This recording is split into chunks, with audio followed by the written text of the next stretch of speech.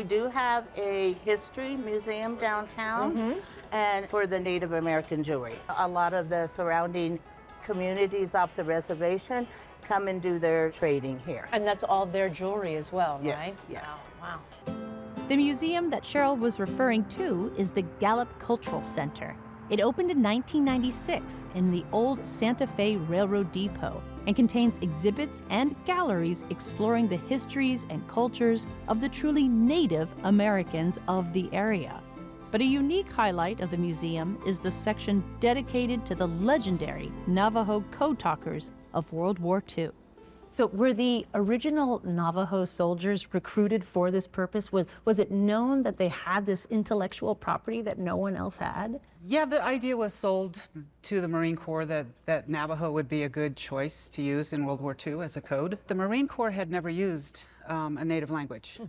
And so the idea was brought to them by a gentleman who had grown up on the Navajo reservation, and they bought it. And they bought it. Yate Zonnie Gorman nishia, Bilagana nishle, do de Bethlehem Bashichin. My name is Dr. Zonnie Gorman, and I am a historian of the Navajo Code Talkers from World War II. I grew up with this story. My father was a Navajo Code Talker, and he was a member of the original pilot group that created the first Navajo Code that set the program in motion.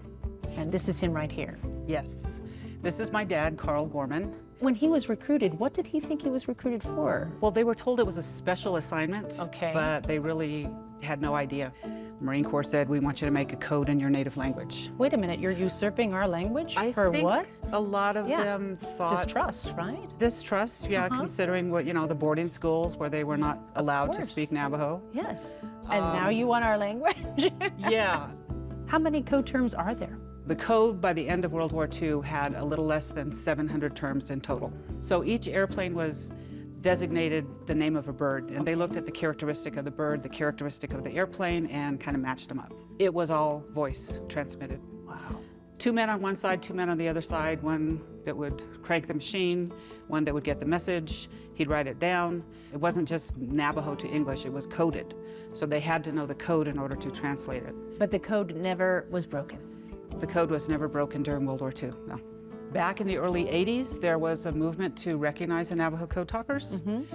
Under Ronald Reagan, President Ronald Reagan, the Navajo Code Talkers received their first national honors, and National Navajo Code Talker Day was proclaimed in 1982. So for the Navajo people, the Navajo Code Talkers represent the ability to survive considering what they had to go through with the boarding schools, trying to eradicate the language and the culture. And so for us, that it's more than just patriotism, it's survivance. I love museums, from like small and quirky to large and established. Now for more of what I did, click here for the full episode and here to subscribe. Now that I'm older, when I go to a museum, I read everything, every plaque, every wall where they describe what the exhibit is, and it drives my children nuts because I'm like a reader and they just like want to breeze through very quickly. But low and slow, that's my speed in a museum.